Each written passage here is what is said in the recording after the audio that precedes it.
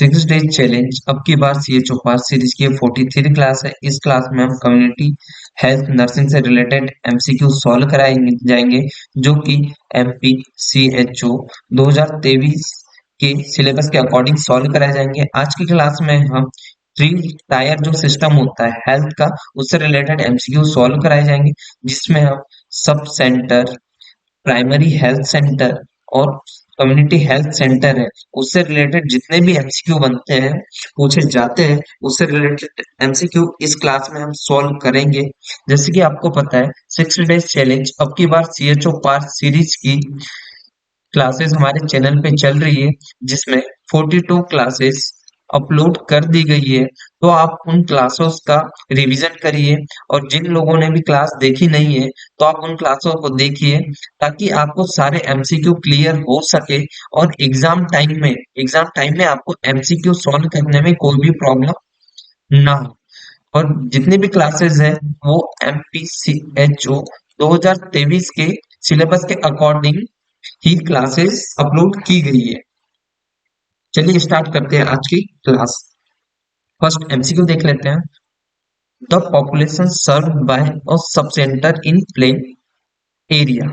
इसमें बोला गया है जो सब सेंटर है प्लेन एरिया में कितनी पॉपुलेशन को कवर करता है, सर्व करता है। तो ऑप्शन देख लेते हैं। ऑप्शन है 1000, बी ऑप्शन है 5000, सी ऑप्शन है 30,000 एंड डी ऑप्शन है 80,000। इसका आंसर आप कमेंट बॉक्स में कमेंट करके बताइए कि जो सब सेंटर है कितनी पॉपुलेशन को कवर करता है। तो देख लेते हैं। जो सब सेंटर होता है, जब सब सेंटर है वो प्लेन एरिया में प्लेन एरिया में 5,000 की पॉपुलेशन को कवर करता है। और यदि हिली हिली और ट्राइबल ट्राइबल और बैकवर्ड एरिया में पूछ ले आपको, तो आपको बताना है 3,000 3,000 की जो पॉपुलेशन है वो कवर करता है।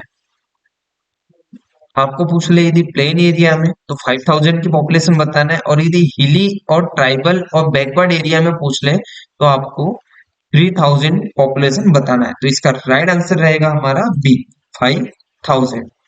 नेक्स्ट MCQ देख लेते हैं अब हम।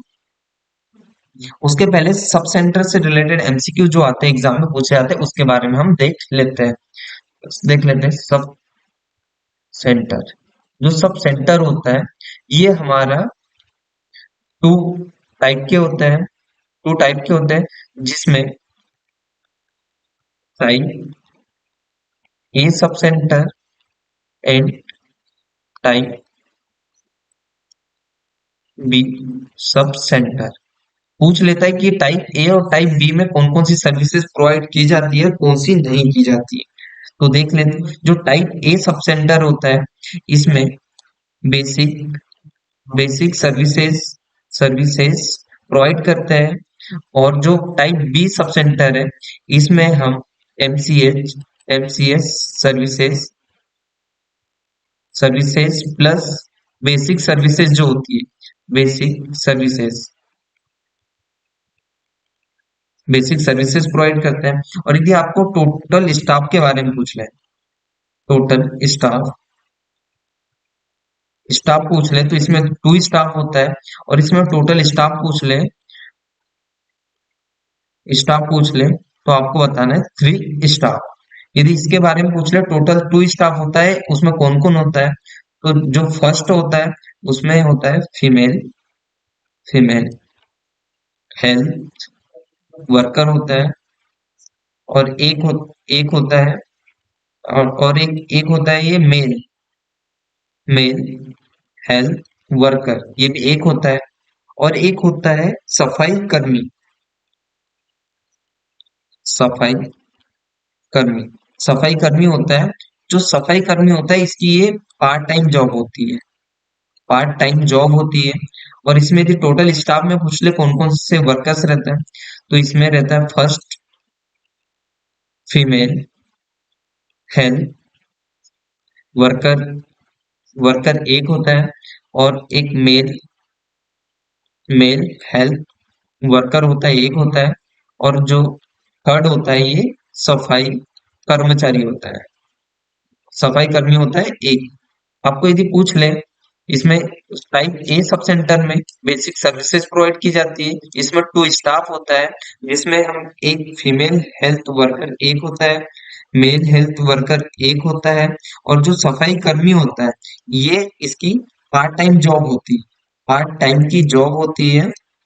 और यदि आपको टाइप बी में पूछ ले, टाइप बी सब सेंटर में पूछ ले, तो इसमें एमसीएस सर्विसेज प्रोवाइड करते हैं, प्लस साथ में बेसिक सर्विसेज भी प्रोवाइड करते हैं।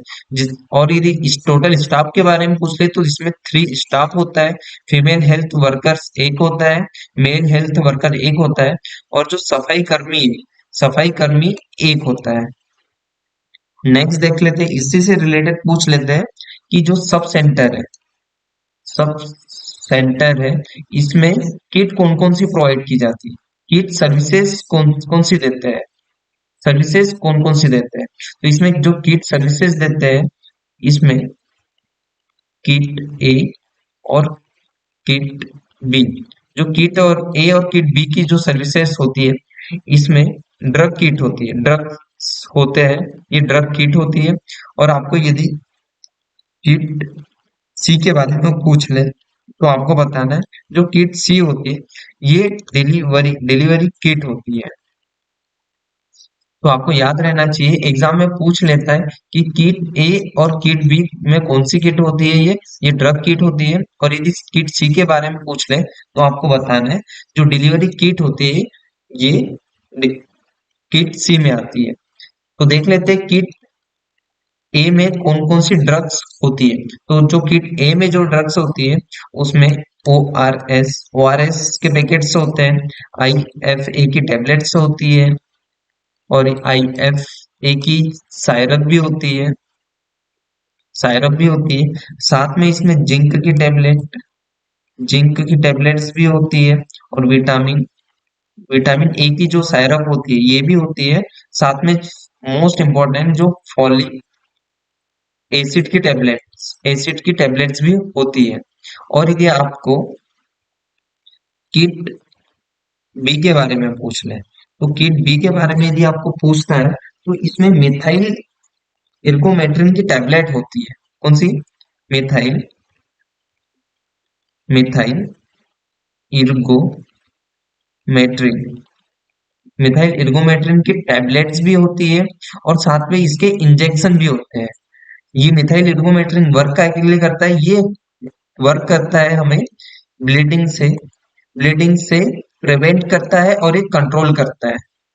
और साथ में इसमें किट बी में पीसीएम पैरासीटामोल पैरासीटामोल की टेबलेट्स भी होती है। साथ में एल्बेंडा एल्बेंडाजोल की जो टेबलेट्स होती है ये भी किट बी में होती है।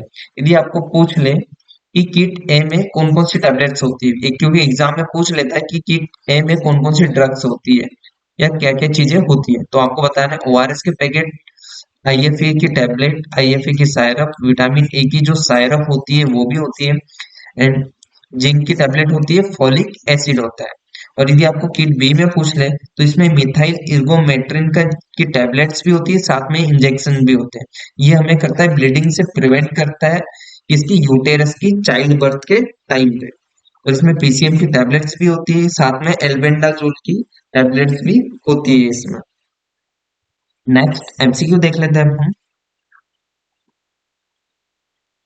इसमें बोला गया है primary health centre covered a population of, इसमें बोला गया है जो प्राइमरी हेल्थ सेंटर है कितनी पॉपुलेशन को कवर करता है। तो ए ऑप्शन है 50,000, B option 30,000, C option 10,000 and D option है 5,000। तो इसका राइट आंसर जो है आप कमेंट बॉक्स में कमेंट करके बताइए कि इसका राइट आंसर क्या रहने वाला है।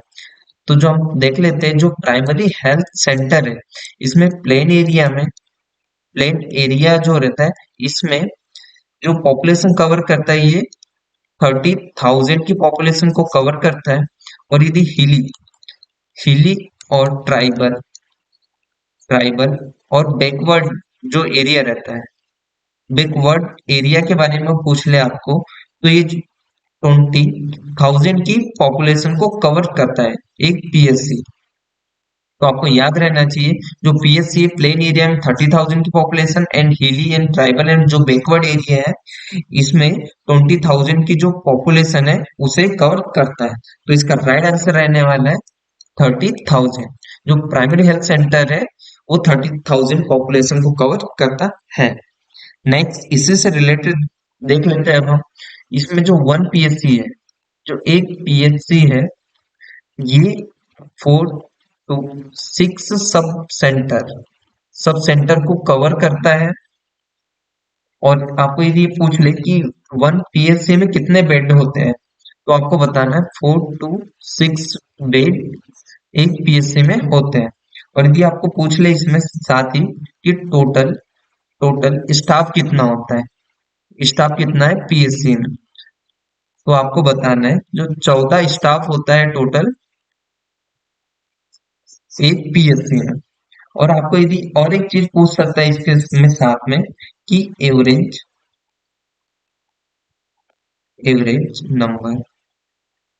नंबर ऑफ विलेज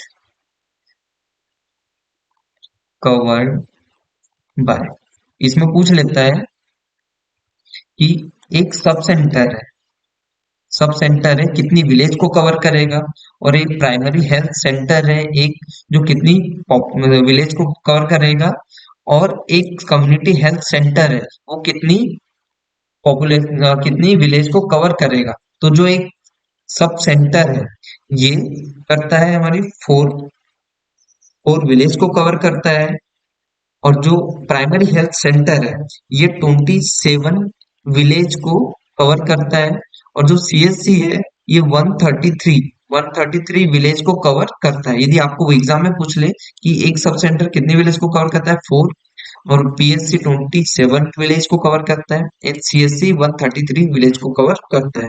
लेकिन इसमें मोस्ट इंपॉर्टेंट है, एग्जाम में पूछा जाता है कि एक पीएससी कितने सब सेंटर को कवर करता है, तो आपको बताना है 4 to 6 सब सेंटर को एक पीएससी कवर करता है। और यदि बेड के बारे में पूछ ले तो 4 to 6 बेडेड, और इस टोटल स्टाफ के बारे में पूछ ले तो 14 स्टाफ। नेक्स्ट एमसीक्यू देख लेते हैं हम। One CSC covered a population of in hilly areas, इसमें बोला गया एक सीएससी कितनी पॉपुलेशन कवर करता है, कौन से हिली एरियाज। ऑप्शन देख लेते, ए ऑप्शन है 10,000, बी ऑप्शन है 50,000, C option 30,000 and D option है 80,000। तो इसका राइट आंसर जो भी आप कमेंट बॉक्स में कमेंट करके बताइए कि इसका राइट आंसर क्या रहने वाला है। जो एक सीएससी होता है ये प्लेन एरिया में 1,20,000 पॉपुलेशन को कवर करता है। और जो हिली एरिया है हिली एरिया में करेगा वो 80,000 जो पॉपुलेशन है उसको कवर करता है हिली एरिया में, या ट्राइबल पूछ ले या तो फिर बैकवर्ड पूछ ले तो आपको बताना है 80,000। और यदि आपको पूछ ले कि सीएससी जो है सीएचसी एक सीएससी जो कितने पीएससी को कवर करेगा, तो ये पीएससी को करता है 4 to 6 पीएससी को एक सीएससी कवर करता है। और यदि आपको इसमें टोटल स्टाफ पूछ ले तो ये 25 टोटल स्टाफ होता है इसका।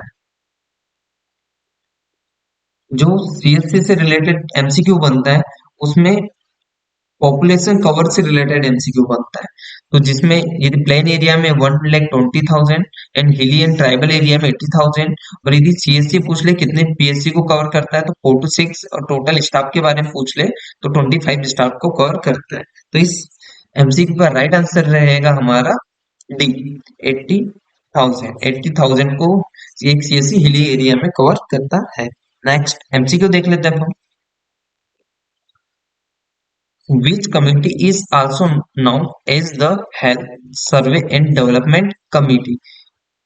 इसका राइट आंसर आप कमेंट बॉक्स में कमेंट करके बताइए कि ऐसी कौन सी कमिटी है जिसे हम health survey and development committee के नाम से हम जानते है। तो ऑप्शन देख लेते हैं। A option Mukherjee committee, B option Bhore committee, C option Chadha committee, D option है मुडालियर कमेटी। तो इसका राइट आंसर क्या है? इसका राइट आंसर रहने वाला है हमारा बी। जो भोर कमेटी है, इसे हम health survey and development committee के नाम से भी जानते हैं। एंड यदि भोर कमेटी के बारे में पूछ ले आपको, भोर कमेटी को इंडिया में जो अपॉइंट किया था, appoint appoint by government government of India, जो गवर्नमेंट ऑफ इंडिया ने अपॉइंट किया था भोर कम्युनिटी को, ये 1943 में किया था। ये एग्जाम में पूछ लेता है कि गवर्नमेंट ऑफ इंडिया ने भोर कमेटी को कब अपॉइंट किया था, तो आपको बताना है 1943 में, 1943 में। नेक्स्ट एमसीक्यू देख लेते हैं हम। The concept of multipurpose health workers was given by, इसमें बोला गया है कि जो मल्टीपर्पज हेल्थ वर्कर का जो कॉन्सेप्ट है किसने दिया था। तो ऑप्शन देख लेते हैं हम। A option Kartar Singh committee, B option Srivastava committee, C option Chadha committee, और D option national health policy. तो इसका राइट आंसर आप कमेंट बॉक्स में कमेंट करके बताइए कि इसका राइट आंसर क्या रहने वाला है।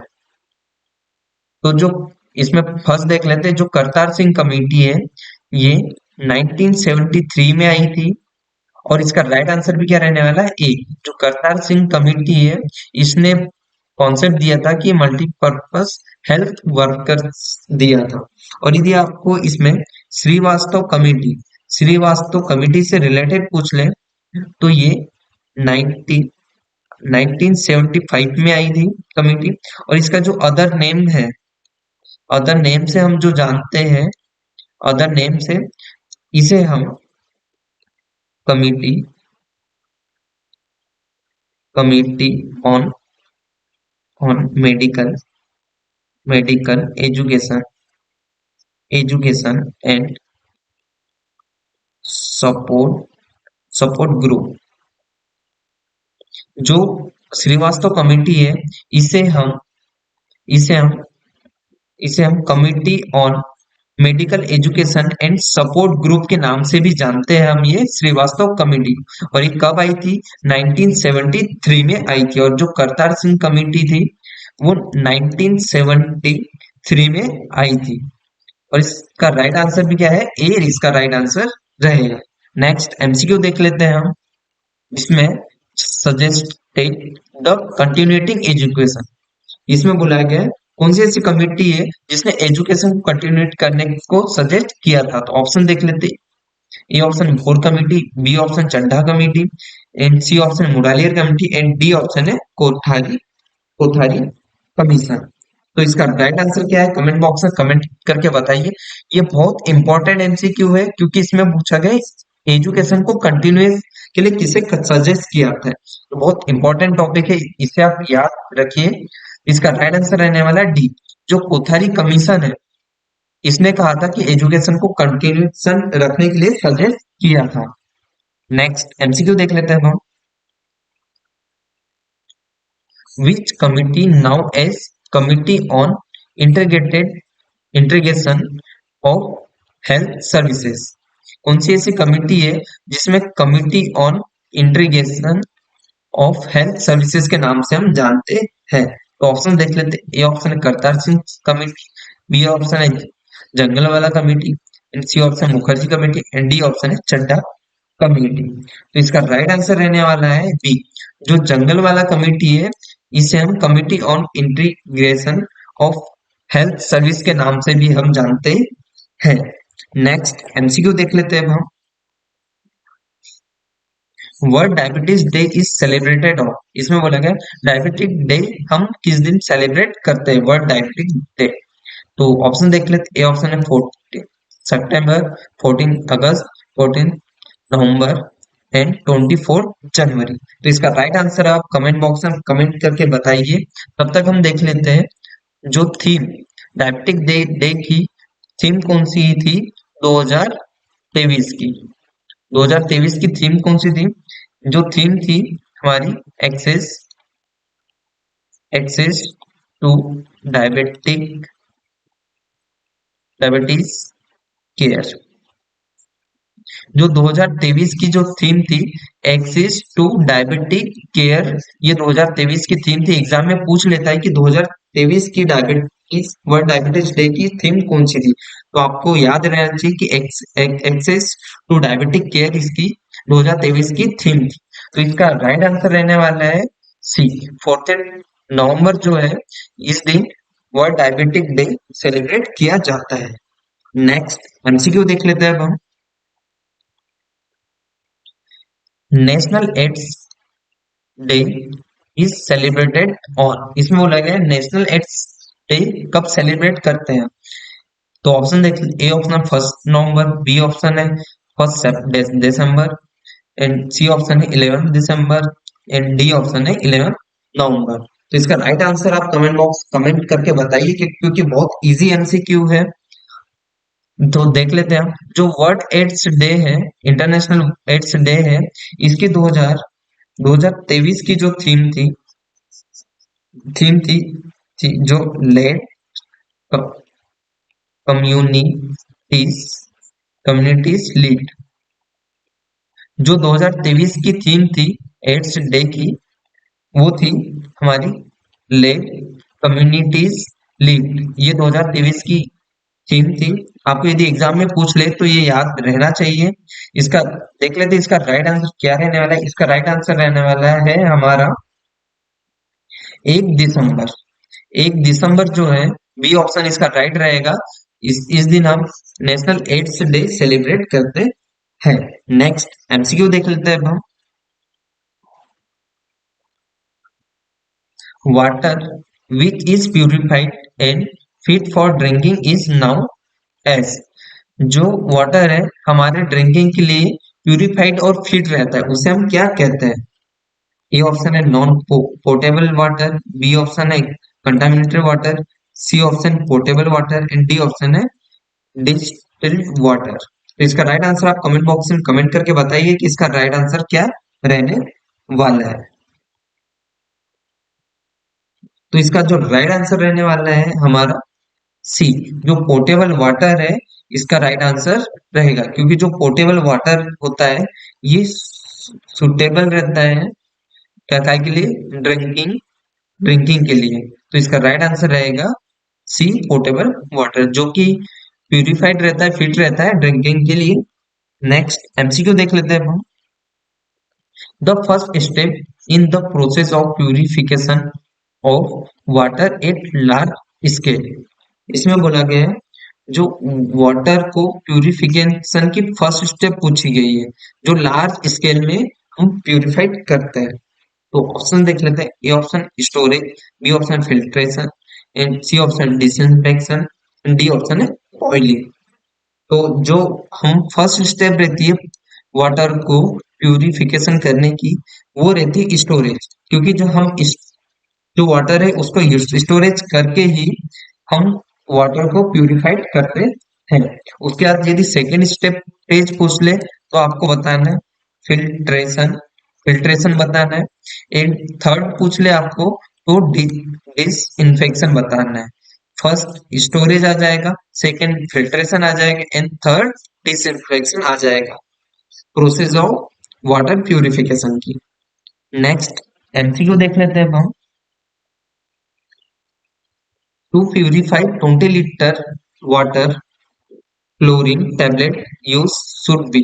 इसमें बोला गया है 20 लीटर वाटर को प्यूरिफाई करने के लिए क्लोरीन की टेबलेट कितने ग्राम की यूज करते हैं। तो ऑप्शंस देख लेते हैं हम। A option 1 gram mg, and B option है 0.5 mg gram, sorry gram, and C option है 2 ग्राम, एंड डी ऑप्शन है 1.5 ग्राम। तो इसका राइट आंसर रहने वाला है हमारा बी, 0.5 ग्राम इसका राइट आंसर रहेगा। नेक्स्ट एमसीक्यू देख लेते हैं हम। Which test is done to find out the presence of free chlorine and chloramine in water. इसमें बोला गया है वाटर में क्लोरामाइन, क्लोरीन एंड क्लोरामाइन की प्रेजेंस को फाइंड आउट करने के लिए कौन सा टेस्ट किया जाता है? तो ऑप्शन देख लेते हैं। ए ऑप्शन है ortho tolidine test, B option है break point chlorination, and C option है क्लोरिनेशन, एंड डी ऑप्शन है ब्लीचिंग पाउडर। तो इसका राइट आंसर रहेगा हमारा ए, ऑर्थो टोलिडिन टेस्ट होता है। इससे हम चेक करते हैं कि वाटर में जो फ्री क्लोरीन एंड क्लोरामाइन की जो प्रेजेंस है उसके फाइंड आउट करने के लिए टेस्ट करते हैं। नेक्स्ट एमसीक्यू देख लेते हैं अब हम। Temporary hardness of water is remove by, इसमें बोला गया है कि जो वाटर में टेम्पररी हार्डनेस रहती है उसे हम किससे रिमूव करते हैं? ऑप्शन देख, ए ऑप्शन है बॉइलिंग, बी ऑप्शन है फिल्ट्रेशन, सी ऑप्शन है सोडिस मेथड, एंड डी ऑप्शन है एडिशन और क्लोरीन। तो इसका राइट आंसर रहने वाला है हमारा बी, जो बॉइलिंग है इससे हम वाटर की टेम्परेरी हार्डनेस को रिमूव करते हैं। और यदि पूछ ले आपको हार्डनेस ऑफ वाटर को किससे एक्सप्रेस्ड करता है, एक्सप्रेस्ड किससे एक्सप्रेस करते हैं, तो आपको बताना है mg पर लीटर से एक्सप्रेस करते हैं हम वाटर की हार्डनेस को। और यदि आपको पूछ ले टेम्पररी हार्डनेस ऑफ वाटर किसकी वजह से रहती है, किसकी वजह से रहती है, तो आपको बताना है calcium, calcium by carbonate, by carbonate, calcium by carbonate की वजह से जो वाटर में हार्डनेस रहती है, टेम्पररी हार्डनेस रहती है, वो कैल्शियम कार्बोनेट की वजह से रहती है। नेक्स्ट एमसीक्यू देख लेते हैं अब हम। Permanent hardness of water can be remove by adding, इसमें बोला गया है जो वाटर में परमानेंट हार्डनेस रहती है उसे उसमें क्या ऐड करेंगे कि जो हार्डनेस से रिमूव हो सके। तो ऑप्शन देख लेते हैं। A option washing soda, B option है chlorine, C option bleaching powder, and D option है पोटेशियम पर मैग्नेट। तो इसका राइट आंसर आप कमेंट बॉक्स में कमेंट करके बताइए कि इसका राइट आंसर क्या रहेगा, कि ए ऑप्शन रहेगा, बी ऑप्शन रहेगा, सी ऑप्शन रहेगा कि डी ऑप्शन इसका राइट आंसर रहेगा। तो इसका राइट आंसर रहेगा हमारा ए, जो वॉशिंग सोडा है ये हम वाटर में ऐड करके जो परमानेंट हार्डनेस रहती है वाटर में उसे हम रिमूव करते हैं, किससे? वॉशिंग सोडा ऐड करके। नेक्स्ट एमसीक्यू देख लेते हैं अब हम। Entomology is the science that studies, इसमें पूछा गया कि जो एटोमोलॉजी है इसमें किसकी स्टडी की जाती है? तो ऑप्शन देख लेते हैं हम। ए ऑप्शन है बिहेवियर ऑफ ह्यूमन बीइंग की, या इंसेक्ट की, या बिहेवियर ऑफ एंट्स की, या डी ऑप्शन है फॉर्मेशन ऑफ रॉक्स की, कि जो पहाड़ों की रॉक्स की फॉर्मेशन की स्टडी की जाती है। तो इसका राइट आंसर आप कमेंट बॉक्स में कमेंट करके बताइए कि इसका राइट आंसर क्या रहने वाला है। जल्दी से आप कमेंट करिए कि इसका राइट आंसर क्या रहेगा। कि एंटोमोलॉजी, एंटोमोलॉजी में जो साइंस की स्टडी की जाती है, साइंटिफिक स्टडी की जाती है, उसमें इसका राइट आंसर रहेगा जी, बी, इंसेक्ट, इंसेक्ट की स्टडी हम एटोमोलॉजी में करते हैं। नेक्स्ट एमसीक्यू देख लेते हैं हम। Major source of air pollution is, इसमें बोला गया है एयर पॉल्यूशन का मेजर सोर्स क्या है? तो ऑप्शन देख लेते हैं। A option cow dung cakes, B option है फॉसिल फ्यूल, सी ऑप्शन है बायोगैस, एंड डी ऑप्शन है बर्निंग ऑफ वुड। तो इसका राइट आंसर आप कमेंट बॉक्स में कमेंट करके बताइए कि इसका राइट आंसर क्या रहेगा। कि काउ ड्रग केक्स रहेगा, कि फॉसिल फ्यूल रहेगा, कि बायोगैस रहेगा, कि बर्निंग ऑफ वुड रहेगा, वुड्स रहेगा। तो इसका राइट आंसर आप जल्दी से कमेंट करिए। तो इसका राइट आंसर रहने वाला है हमारा बी, जो फॉसिल फ्यूल है ये मोस्ट मेजर सोर्स है किसका? एयर पॉल्यूशन का। नेक्स्ट एमसीक्यू देख लेते हैं अब हम। Name the gas that causes global warming, इसमें पूछा गया है कि कौन सी ऐसी गैस है जो कॉज करता है ग्लोबल वार्मिंग। तो ऑप्शन देख लेते हैं। A option sulphur dioxide, B option है कार्बन मोनोऑक्साइड, सी ऑप्शन है nitrous oxide, and D option है कार्बन डाइऑक्साइड। तो इसका राइट आंसर आप कमेंट बॉक्स में कमेंट करके बताइए कि इसका राइट आंसर क्या रहने वाला है। बहुत सा इजी क्वेश्चन है, बहुत इजी क्वेश्चन है। ये हम बचपन से पढ़ते आ रहे हैं कि कौन सी ऐसी गैस है जो कॉज करती है ग्लोबल वार्मिंग को। तो इसका राइट आंसर रहने वाला है हमारा डी, जो कार्बन डाइऑक्साइड है, ये गैस होती है जो कॉज करती है ग्लोबल वार्मिंग को।